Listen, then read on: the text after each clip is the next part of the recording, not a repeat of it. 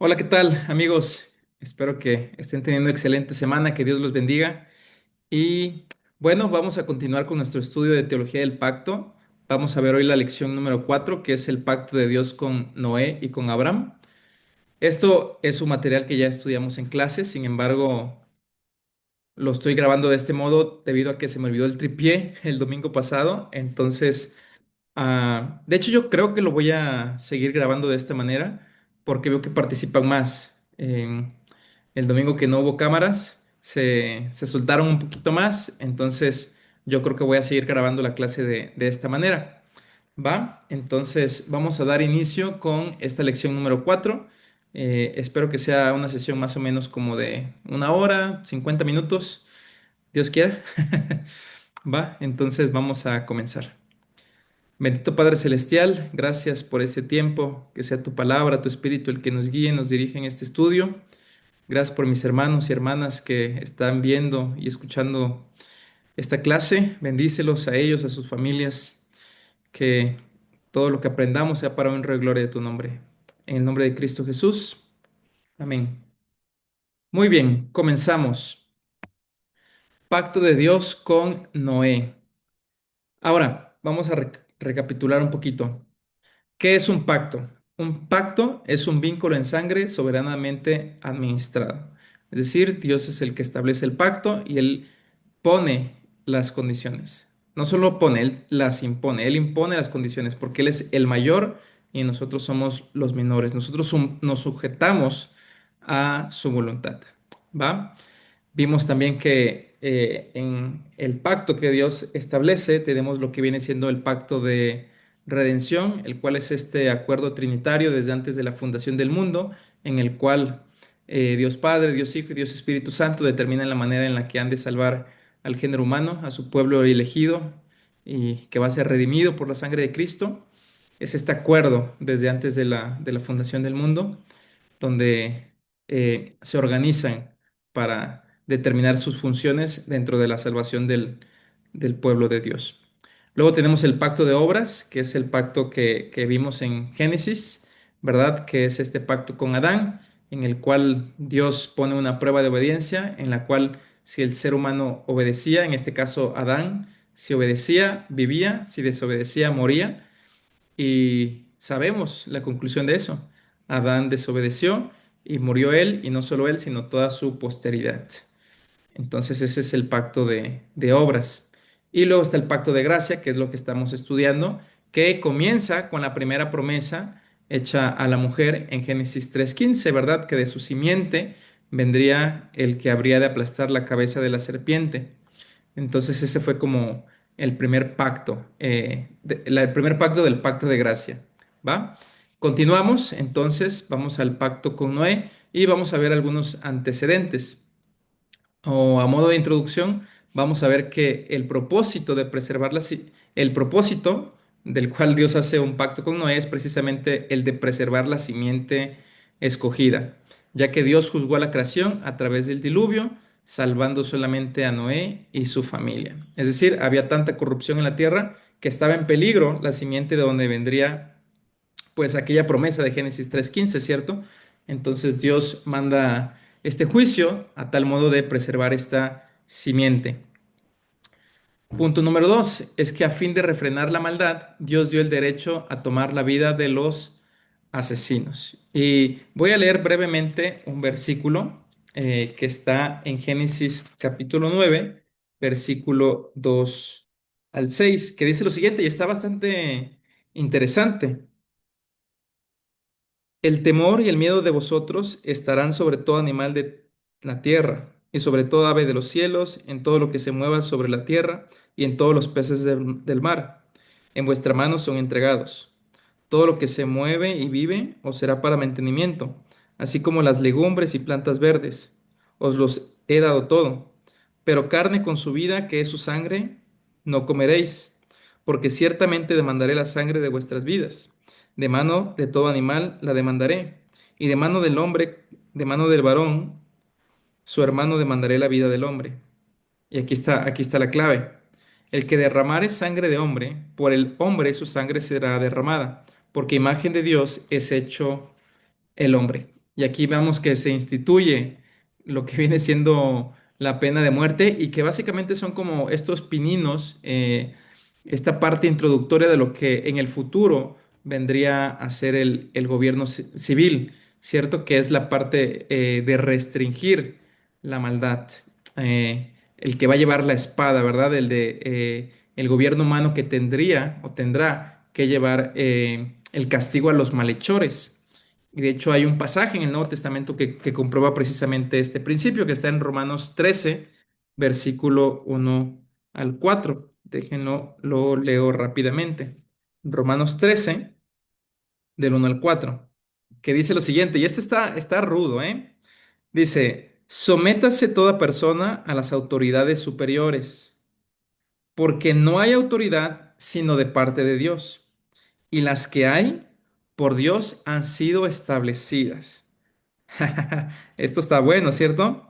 No hay autoridad sino de parte de Dios. Es decir, las personas que ocupan algún puesto de liderazgo, Dios las ha puesto ahí. Y las que hay, por Dios han sido establecidas.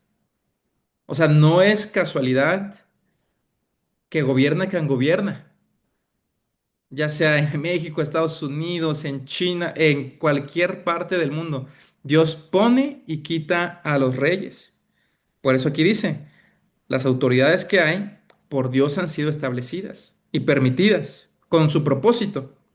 A veces no lo entendemos, pero Dios lo hace. Dice el 2: de modo que quien se opone a la autoridad, a lo establecido por Dios, se resiste. Es decir, altercamos contra Dios, luchamos contra Dios. Y los que resisten acarrean condenación para sí mismos. Y aquí está interesante porque, pues obviamente muchos, o yo creo que todos vamos a tener como algún tipo de afinidad política. Sin embargo, aquí se nos dice que no hay que contender o oponernos a la autoridad que Dios estableció. Más bien, ¿cuál es nuestro rol como cristianos? Orar por todas las autoridades, que lleguen al conocimiento de la verdad, al conocimiento de Cristo, que esas personas se arrepientan y puedan gobernar y legislar y cuidar al pueblo según lo establecido en las Escrituras, que hagan el bien, que busquen la gloria de Dios. Es lo que debemos orar. Y me recuerda un poco en los tiempos de Pedro, cuando Pedro dice en su carta, honren al rey. Y en ese tiempo, no sé si ustedes sabían, pero a los cristianos los estaban persiguiendo y de hecho los mataban, los linchaban, de tal modo que les enterraban tridentes y los colgaban a los lados de las calles, les ponían brea y eran literalmente antorchas humanas. Y Pedro aún así dice, honren al rey. Y está interesante porque, o sea, Pedro, pues sabe esto, ¿cierto? Que toda autoridad es puesta por Dios y va a cumplir un propósito. Sin embargo, no tenemos que estar de acuerdo con todo lo que la autoridad hace. Podemos levantar la voz, pero sobre todo podemos orar y compartir el evangelio. Es lo más importante. Ahora, este no es el punto. Miren lo que dice, versículo 3: porque los magistrados no están para infundir temor al que hace el bien, sino al malo. ¿Quieres, pues, no temer la autoridad? Haz lo bueno y tendrás alabanza de ella, porque es servidor de Dios para tu bien. O sea, en el propósito original de Dios, si el gobierno humano, el gobierno civil, o sea, está para cuidar a los que hacen el bien. Es servidor de Dios para el bien de la sociedad. Pero si haces lo malo, teme, porque no en vano lleva la espada, pues es servidor de Dios. Y este principio que se nos reveló en Génesis, ¿verdad? Que el que derramare sangre de hombre, por el hombre su sangre será derramada, ¿verdad? Es el gobierno humano establecido por Dios el que debe llevar la espada, ¿verdad? Traer justicia y equidad en este sentido de manera civil, ¿ok? Y bueno, eso es como en esta parte. Otro punto es que Génesis 6:18 es la primera referencia bíblica para pacto. Antes no lo encontrábamos como tal. En el Génesis no se nos dice como tal que es un pacto lo que se está haciendo, sin embargo, contiene todos los elementos que conlleva a lo que es un pacto. Ya lo hemos visto en anteriores clases. Y, por ejemplo, aquí con Noé, la señal del pacto con Noé fue el arco iris.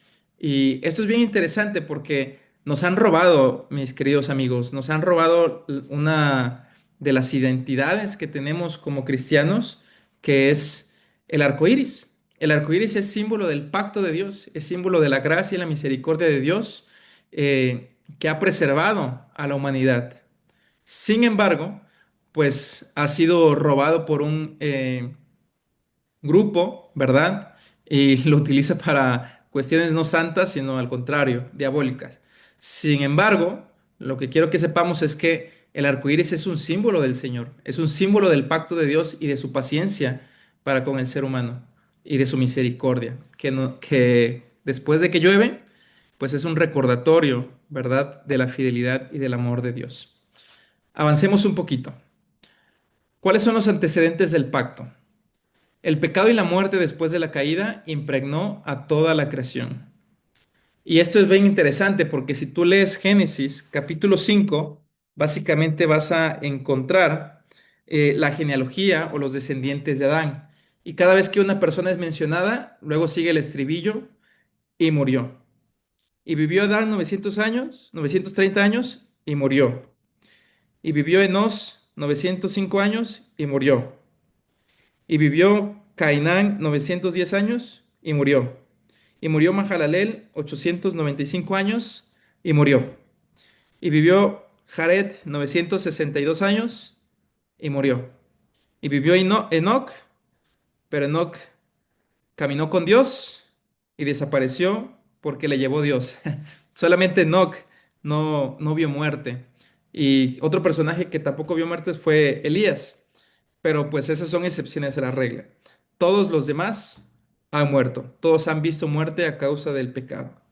Y esto es pues triste, ¿verdad? Es la revelación de que el pecado realmente caló muy, muy hondo en todo el género humano, porque todos morimos, todos mueren. Otro punto es que Dios hace pacto con Adán para dividir dos simientes, el de la mujer y el de la serpiente. Y lo vamos a ir viendo, por ejemplo, de manera inmediata en los hijos de Adán y Eva, porque Caín representa la simiente mala, porque Caín mata a su hermano, ¿verdad? A Abel.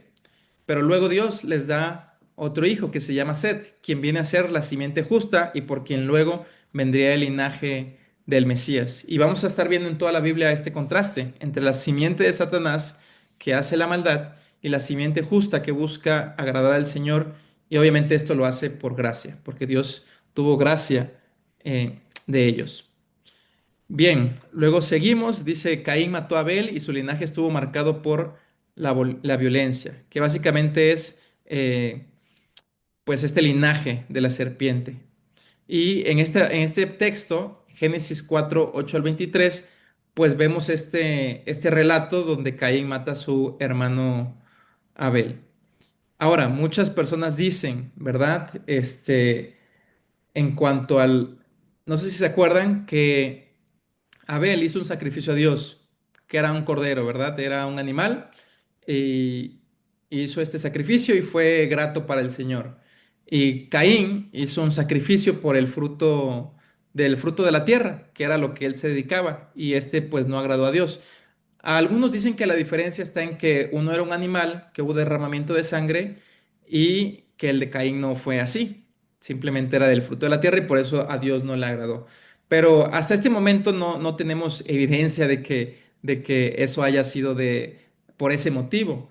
Hebreos 11 sí nos dice el motivo por el cual Dios se agradó de la ofrenda de Abel, y es precisamente la fe. Abel hizo su sacrificio con fe, Caín lo hizo sin fe. Por eso Dios cuando le sale al encuentro le dice, el pecado está a la puerta, no seas orgulloso, haz las cosas con fe. Entonces eso es bastante importante, que todo lo que hagamos lo hagamos con fe, no siendo jactanciosos, ni vanidosos, ni orgullosos, sino con humildad y con fe, como para el Señor. Ahora vemos otro punto, es que el linaje de Set se veía amenazado. Génesis 6, 1 al 2, y lo voy a leer porque esto está interesante y aquí tuvimos polémica en clase. Dice, aconteció que cuando comenzaron los hombres a multiplicarse sobre la faz de la tierra y les nacieron hijas, que viendo los hijos de Dios que las hijas de los hombres eran hermosas, tomaron para sí mujeres, escogiendo entre todas. Y voy a seguir. Y dijo Jehová, no contenderá mi espíritu con el hombre para siempre, porque ciertamente él es carne, mas serán sus días 120 años. Había gigantes en la tierra en aquellos días, y también después que se llegaron los hijos de Dios a las hijas de los hombres, y les engendraron hijos. Estos fueron los valientes que desde la antigüedad fueron varones de renombre. Y vio Jehová que la maldad de los hombres era mucha en la tierra, y que todo designio de los pensamientos del corazón de ellos era de continuo solamente el mal. Y se arrepintió Jehová de haber hecho hombre en la tierra, y le dolió en su corazón. Y dijo Jehová, raeré de sobre la faz de la tierra a los hombres que he creado, desde el hombre hasta la bestia, y hasta el reptil, y las aves del cielo, pues me arrepiento de haberlos hecho. Y esto está fuerte. Es precisamente por esto que Dios manda el diluvio. La maldad en la tierra era muchísimo. Y la simiente de Set, el linaje de Set, se estaba viendo amenazado. Principalmente, y este aquí es uno de los textos más controversiales seguramente de la Biblia, que dice que los hijos de Dios vieron que las hijas de los hombres eran hermosas y tomaron para sí mujeres, escogiendo entre todas ellas. Y luego tenemos este pasaje como de los gigantes, ¿cierto? Y existe como, hay dos posturas muy famosas, les voy a comentar simplemente a modo de, pues de conocimiento, ¿verdad? De curiosidad. Y la más famosa de ellas es el hecho de que a los hijos de Dios en este texto se refiere a ángeles caídos, ¿cierto? Que estos ángeles que pecaron, cuando Satanás se rebeló, fueron desterrados del cielo, fueron expulsados y vinieron a la tierra, cayeron en la tierra, y cuando vieron a las mujeres de los hombres, empezaron a pues meterse con ellas, de tal modo que pues dieron lugar a los que vienen siendo estos gigantes. Es la tesis más famosa seguramente en toda Latinoamérica, si no es que en el mundo. Pero yo pienso que aquí hay algunas inconsistencias, porque en el Nuevo Testamento se nos dice que los ángeles no pueden casarse ni darse en casamiento, no pueden reproducirse. Y aparte del texto, en el versículo 4 ya se nos dice que había gigantes en la tierra en aquellos días. Y también después de que se llegaron estos hijos de Dios con las hijas de las mujeres, pues nacieron estos varones de renombre. Es decir, se nos sugiere que ya había antes, ¿no? Eh, Ahora, esa es como la más famosa. Les voy a comentar lo que viene siendo la postura reformada. ¿Qué es lo que como iglesia reformada creemos al respecto de este texto? En las iglesias presbiterianas o en nuestra iglesia lo que creemos es que en este pasaje, cuando dice los hijos de Dios, se refiere al linaje piadoso de Set y que se estaban dando en casamiento con las hijas de los hombres, en referencia a las hijas del linaje de Caín, de tal modo que existía el riesgo de que la simiente por donde vendría el Mesías se diluyera y se perdiera por el pecado, ¿cierto? Sin embargo, a modo Dios de preservar la simiente, es que Noé haya gracia a los ojos del Señor y él lo preserva. Y de hecho el texto se nos dice que, por ejemplo, el 6:8 dice que Noé halló gracia ante los ojos de Jehová. Y el verso que sigue dice que Noé era varón justo, era perfecto en sus generaciones, con Dios caminó Noé precisamente porque la gracia de Dios lo alcanzó y Dios iba a preservar la simiente por medio de Noé y de su familia. Entonces, esta es como la postura reformada al respecto de ese texto. Y como último punto, que es lo que viene aquí, es que Dios actuó para frenar el pecado mediante el diluvio, preservando a Noé y su familia, que es el texto que conocemos de el diluvio, ¿verdad? Ahora, ¿cómo Dios preserva la creación? Dice, el pacto con Noé no sustituía el pacto con Adán, sino que estaba construyendo sobre él. Y esto es bien importante porque cada pacto que vayamos estudiando nos vamos a dar cuenta que va construyendo sobre el anterior. Es decir, no es un pacto nuevo e independiente, sino que es progresivo. Dios ya estableció verdades aquí con el pacto de Dios con Adán. Está estableciendo o está expandiendo el pacto de gracia ahora con Noé. Después vamos a ver cómo ese pacto es expandido y se construye con Abraham y así va sucesivamente creciendo, creciendo y creciendo. ¿Ok? Hasta que llega a la plenitud del nuevo pacto en Cristo. Ahora, a través del diluvio la maldad fue restringida y la simiente se conservó, mientras que el pacto con Noé preservó la creación hasta que la simiente prometida llegara, que es lo que les mencionaba hace un instante. Este pacto garantizaba que la creación no volvería a ser juzgada por un diluvio y se mantendría hasta la segunda venida de Jesucristo. Es decir, ya la tierra no iba a ser acabada con agua, pero no dice nada del fuego, ¿cierto? Y esto lo vamos a ver en un momento más. Pero se nos menciona, nuestro material nos menciona que Dios restringe la maldad en este sentido por medio del diluvio. Ahora, ¿cómo Dios restringe la maldad en nuestros tiempos? Bueno, Segunda de Tesalonicenses nos dice la respuesta.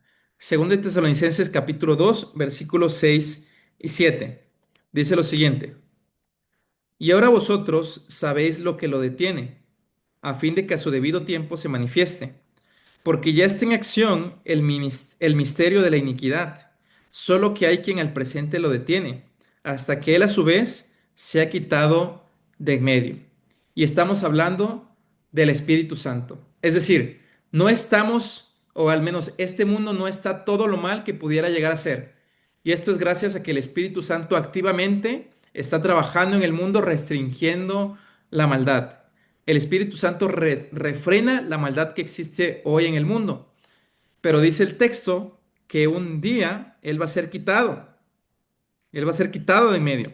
Y entonces la maldad incrementará en la tierra. Y, y es interesante, ¿cierto? No somos todo lo malo que pudiéramos llegar a ser. Potencialmente todos tenemos a un Hitler dentro de nosotros. Sin embargo, es el Espíritu Santo quien refrena esa maldad. Y como creyentes, tenemos una conciencia, pero no solo tenemos la conciencia, sino que el Espíritu Santo produce en nosotros el querer como el hacer. El Espíritu Santo es el que nos da testimonio de pecado, de justicia y de juicio, nos da convencimiento de que necesitamos regresar al Señor, volvernos al Señor, arrepentirnos de nuestros pecados, buscar al Señor en comunión, en oración, nos da el deseo de ir a la iglesia. Es el Espíritu Santo quien hace todas estas cosas y restringe la maldad que hay en nuestros corazones, ¿verdad? Entonces, esto es maravilloso. Ahora, déjeme avanzar a la siguiente diapositiva. Y aquí es donde viene algo bastante interesante. Son estos cuatro aspectos de este pacto. El primero es que se reafirma la creación original. ¿En qué sentido? Que aunque el diluvio destruyó casi toda la creación original, esta no fue totalmente destruida, fue depurada. Dios indica que la creación iba a seguir y reafirma su validez.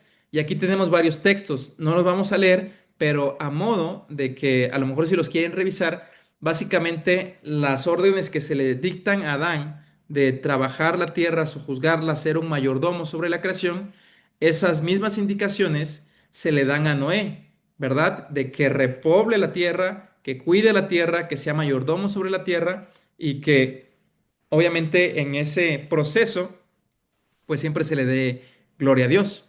Entonces ahí tienen la evidencia bíblica. Eso como primer aspecto del pacto. Luego es que hay obviamente diferencias en cuanto al pacto de, de la creación. Aquí se están agregando elementos nuevos. ¿Cuáles son estos elementos nuevos? Dice, a pesar de que el corazón del hombre era totalmente depravado e inclinado hacia el mal, Dios reconocía que el remedio para el pecado no era el juicio y que iba a redimirlo solo por gracia, posponiendo el juicio final. Y aquí lo vemos claramente. Dios pudo haber acabado con todo, con Noé también y su familia y con todos los animales. Sin embargo, Dios preserva, y lo vemos, Él preserva a los animales, de dos en dos, en algunos siete, y preserva al ser humano, a Noé y a su familia, cuando no debía hacerlo. Pero esto es gracia, porque Dios puede haber dicho, pues, borrón y cuenta nueva. Sin embargo, no lo hizo así. Él preservó y da una nueva oportunidad al género humano, ¿cierto? Pues Noé obedece, es fiel al Señor, construye el arca, salen del arca y repueblan la tierra y pues aquí estamos hoy, ¿cierto? Somos testimonio de la fidelidad de Dios y cada vez que llueve, pues sale el arco iris como símbolo de esa promesa. Y otro elemento que ya habíamos hablado al principio es que Dios también establece las bases del gobierno civil para garantizar justicia y frenar el pecado. ¿Ok? Dios establece el principio para lo que va a venir siendo el gobierno civil, el gobierno humano, que obviamente en un panorama ideal es que el gobierno civil sea un instrumento de Dios para establecer justicia. De hecho, en un panorama ideal, el gobierno debería sostener la espada, ¿verdad? Perseguir a los malhechores, proteger a los justos y garantizar que la iglesia pueda hacer su labor de propagar el evangelio a todas las naciones en un mundo idílico, ¿verdad? Entonces, podemos orar por ello, debemos orar por ello, que Dios convierta a nuestros gobernantes a Cristo. Como tercer punto es la señal del pacto. ¿Cuál es la señal del pacto? El arco iris. Dios dio un arco iris como señal del pacto, indicando su gracia y paciencia para con los hombres, reflejando su dominio sobre la creación. Y vemos que en el Génesis, después del diluvio, Dios manda un arco iris y es la señal de esa preservación. Sin embargo, también vemos este mismo arco iris en el trono del Señor, cuando Él está sentado en su trono santo y sublime, pues vemos el arco iris que va a estar ahí y está ahí en Apocalipsis 4:3, ¿verdad? Como señal y testimonio de la fidelidad, de que Dios cumple sus promesas. Ahora, ¿cuál es el fin del pacto? Dios ha pactado que Él nunca volverá a juzgar al mundo con agua, por lo que el segundo juicio será con fuego, lo que les mencioné, ¿cierto? Dios también preservará a sus elegidos. Dios siempre preserva a sus elegidos. Podemos estar seguros completamente. Si nos toca esto, estaremos seguros. Y si ya estamos en el cielo, pues mucho más seguro, ¿cierto? Vamos aquí a Segunda de Pedro, brevemente. Segunda de Pedro, capítulo 3, versículo 4. Lo leo rápidamente. Segunda de Pedro, capítulo 3, versículo 4 al 7, que dice lo siguiente. Y diciendo, ¿dónde está la promesa de su advenimiento? Porque desde el día en que los padres durmieron, todas las cosas permanecen así como desde el principio de la creación. Estos ignoran voluntariamente que en el tiempo antiguo fueron hechos por la palabra de Dios los cielos y también la tierra, que proviene del agua y por el agua subsiste, por lo cual el mundo de entonces pereció anegado en agua. Pero los cielos y la tierra que existen ahora están reservados por la misma palabra, guardados para el fuego en el día del juicio y de la perdición de los hombres impíos. Está fuerte, ¿cierto? Dios va a preservar esta tierra hasta el final, hasta el fin de los tiempos. O sea, el mundo no se va a acabar hasta el día que el Señor diga que se acaba. Y dice aquí que esta tierra y estos cielos están reservados, están guardados para el fuego en el día del juicio, para perdición de los hombres impíos. Está fuerte. La segunda venida de Cristo va a ser un evento cósmico donde toda rodilla se doblará. Los cristianos doblaremos nuestras rodillas con gusto, porque el Señor viene y lo alabaremos y le glorificaremos. Y con la rodilla doblada y con lágrimas en los ojos estaremos gozosos porque nuestro Salvador viene por nosotros. Pero los impíos estarán en verdaderos problemas porque ellos también doblarán su rodilla. No sé cómo será, pero seguramente sus rodillas, si no lo hacen voluntariamente, serán quebradas. Y con el puño cerrado y con los dientes apretados, confesarán que Jesucristo es el Señor, para gloria de Dios el Padre. Será un momento único en la historia. Y como creyentes tendremos la garantía de que somos salvos, de que estamos seguros, pero el fuego consumirá todo. Y así entonces vendrá el fin. Avancemos. Ahora,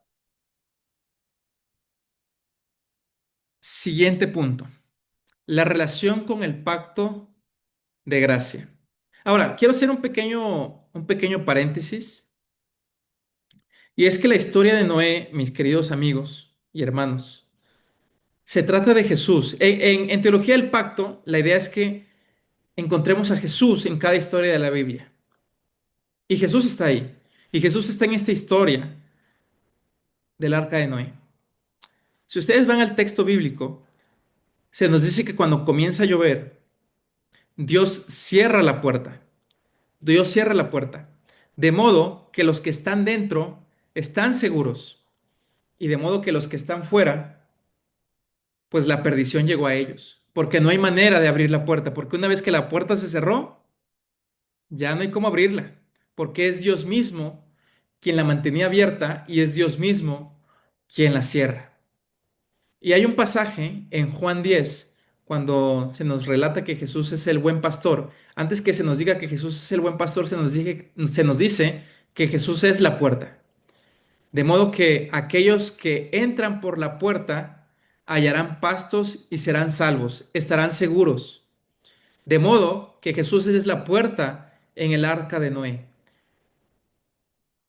De modo que los que están en Cristo, los que han entrado por la puerta de Cristo Jesús, están seguros, son salvos, tienen vida eterna, hallarán pastos verdes.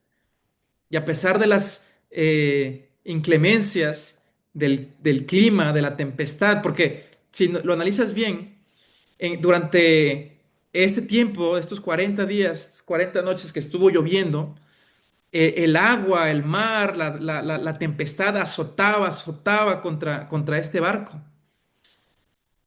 Y las olas golpeaban, los rayos, o sea, la tempestad en ese momento era impresionante seguramente, y el barco estaba resistiendo todo eso para mantener a los que estaban dentro a salvo. Y eso fue lo que Cristo hizo. Él sufrió y padeció el castigo por nuestra paz para que nosotros estemos seguros, para que cuando nosotros nos toque partir de esta tierra, tengamos la seguridad de que tenemos vida eterna y hallaremos pastos, de que en Cristo estamos seguros. Y por eso es que en esta historia tenemos a Jesús, porque Él es la puerta, que los que entran están seguros, así como la familia de Noé. Ellos estaban seguros, calientitos adentro del arca, pero los que estaban afuera no, ellos se perdieron. Los que están en Cristo están seguros, pero los que no están en Cristo, pues la puerta aún está abierta, pueden entrar, pero si no entran, hallarán perdición. Seguimos, ya casi terminamos con Noé y hasta ahí lo voy a cortar. Después haré otro video hablando de Abraham. Se nos dice de Noé, el pacto fue hecho con Noé y toda la carne. ¿Qué significa esto? Que la simiente de la mujer ahora corría a través de Noé. La promesa de Génesis 3:15 va corriendo, o sea, Adán y Eva, ¿verdad? Luego viene por Set, luego camina por varias personas más y llega a Noé, ¿cierto? Y ahí va a ir caminando, ahí va a ir caminando la simiente. Vamos a ir viendo cómo se va desarrollando este plan de cómo Dios va preservando la simiente. La promesa de Génesis 3:15, básicamente toda la Biblia, ¿verdad? Es el cumplimiento de esta promesa, Génesis 3:15. Dice aquí, conduciendo la preservación de todo el mundo. La gracia de Dios trabajó en Noé para convertirlo en un hombre justo. Y ya leímos el texto. No es que Noé fuera justo y por eso Dios lo salvó. Noé no era diferente a los demás. Él también era sujeto a pasiones. Sin embargo, la gracia de Dios lo hizo en un hombre justo. El texto dice, y halló Noé gracia ante los ojos de Dios. Lo mismo que nosotros. No somos diferentes. No somos diferentes al mundo. a las personas del mundo en el sentido de que no hay nada especial en nosotros para que Dios se haya fijado en nosotros. Al contrario, Primera de Corintios dice que de lo vil y menospreciado del mundo escogió Dios para salvar y avergonzar a los fuertes y a los sabios.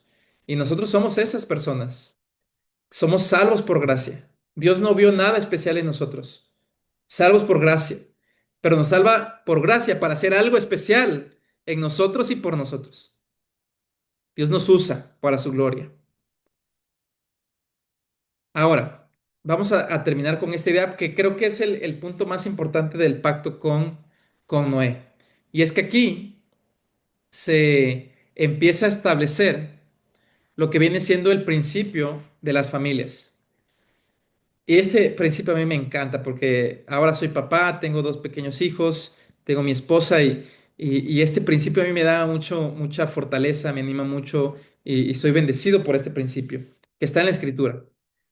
Mira lo que dice la palabra. Bueno, antes de ir, vamos a leer lo que dice aquí la diapositiva. Es la primera mención en la Biblia en donde Dios trata con las familias, con Noé y ¿qué más? Noé y su familia, ¿cierto? Ahora, por gracia, Noé es bendecido, así como todos los de su casa. Pregunta, ¿quién era el justo? Pues Noé, Noé halló gracia. Pero ¿quiénes son los receptores secundarios de esa gracia? Pues la familia de Noé, ¿cierto? Que a causa de Noé, ellos están recibiendo esta bendición de, pues de ser incluidos, ¿verdad? De ser protegidos, que no significaba que eran salvos, pero que esta gracia los alcanzó para que su vida también fuese preservada. Ahora, no sé si ustedes se acuerdan de el caso de José. El caso de José es fascinante. Pues era este joven que sus hermanos lo venden, después lo venden como esclavo a los egipcios, llega a casa de Potifar y ahí sirve como un esclavo. Pero el texto menciona algo bien interesante y padrísimo. Decía que todo lo que José hacía, Jehová lo hacía prosperar.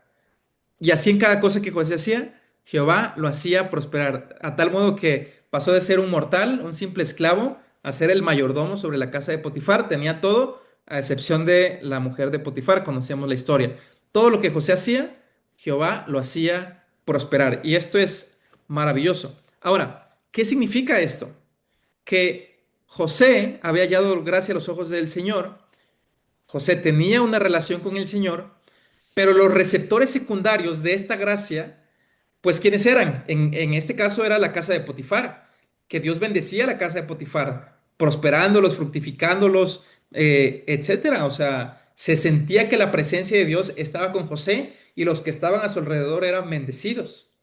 Después, José es puesto en una trampa por la esposa de Potifar. El caso es que lo meten a la cárcel y el texto nos sigue diciendo, José, todo lo que José hacía, Jehová lo hacía prosperar. De tal modo que fue puesto como mayordomo sobre la cárcel y la cárcel fue bendecida. Se fueron los recipientes, receptores secundarios de esta gracia, ¿verdad? Que eran bendecidos. Eh, y fue tal su fama, ¿verdad? Que luego viene la historia del panadero y el copero, pero luego José, debido a que puede interpretar los sueños del faraón, es puesto como gobernador de Egipto. Y todo Egipto fue bendecido a causa de José. No que fueran salvos, pero el hecho de que José tenía una relación tan íntima y tan cercana, pues eso permeaba a todo lo que estaba a su alrededor. Y amados amigos, este es el principio. Como padres o como madres, tenemos este principio maravilloso, que es que si nosotros tenemos una relación íntima, cercana y profunda con el Señor por medio de Cristo, los receptores secundarios de la gracia que nosotros recibimos son nuestras familias. Nuestros hijos son bendecidos, porque a diferencia de un hogar donde no está el Señor, donde no está Cristo gobernando, pues en tu casa sí, en tu casa se puede predicar la palabra, se puede leer la palabra, se puede orar, se puede escuchar alabanza, se puede alabar al Señor, puedes congregarte. Puedes llevar a tu familia a una iglesia. Es decir, todas estas bendiciones, si no estuvieras en el Señor, no fueran posibles. Y este es el principio de las familias, que Dios utiliza a los cabezas de familia, a los padres y a las madres, para bendecir sus casas, para bendecir a sus hijos, para bendecir a sus nietos, para bendecir a sus sobrinos. Este es el principio de las familias. Y me gustaría terminar con este verso que está en Hechos 2:39, que dice lo siguiente: porque para vosotros, para ustedes, aquí está hablando a adultos, les está diciendo, para ustedes es la promesa, y para vuestros hijos, y para todos los que están lejos, para cuantos el Señor nuestro Dios llamare. Esta es una promesa hermosa. Como padre, esto me llena de gozo y de esperanza y de fe. Saber que la promesa de la vida eterna y del Espíritu Santo es para mí, primariamente. Pero no solamente se queda ahí, sino para nuestros hijos. Y esto, amados, nos tiene que dar mucho gozo y esperanza y dar mucho ánimo para predicar el Evangelio a nuestros hijos, ¿verdad? Y yo creo que es el anhelo de todo padre, que el testimonio de nuestros hijos pueda ser, pues yo desde que tengo uso de razón y de memoria, Dios siempre ha sido mi padre, porque mis padres siempre me enseñaron a llamarle a Dios Padre, a orar a Dios desde que tenga memoria y que su testimonio sea eso. Sería lo ideal, ¿cierto? Sería ojalá que el Señor nos permita que eso sea el testimonio de nuestras familias. Pero si no es así, si tus hijos ya están grandes, aún así tenemos estos principios que nuestras familias pueden ser bendecidas a causa de nosotros, ¿verdad? Que esta bendición permee en ellos, de modo que nosotros podamos predicarles, compartirles y con nuestro propio testimonio impactarlos, ¿cierto? Entonces, este es el pacto de Dios con Noé, amados amigos y hermanos, hermanas. Voy a hacer otro video porque creo que me emocioné. Ya me tardé casi una hora. Entonces, que Dios los bendiga. Voy a subir el siguiente video de el pacto de Dios con Abraham. ¿Ok? Entonces, cualquier duda, sugerencia, por favor, háganmela saber. Que Dios les bendiga y voy a hacer una oración para terminar y nos despedimos. Y nos vemos en clase. Padre Santo, gracias por tu amor, por tu gracia, por tu misericordia, por tu bondad. Gracias porque eres bueno, porque para siempre es tu misericordia. Gracias por este pacto que hiciste con Noé, que tú has preservado. La simiente, Señor. Cristo vino, Cristo murió, Cristo resucitó, Señor. Esto es fabuloso, fantástico, Señor. También gracias porque tú refrenas la maldad, el Espíritu Santo mora en nuestro corazón y también refrenas la maldad allá afuera que pudiera estar peor, Señor. Ayúdanos siempre a compartir a Cristo, Señor. También sabemos que tú pones y quitas a los reyes, tú permites las autoridades que están.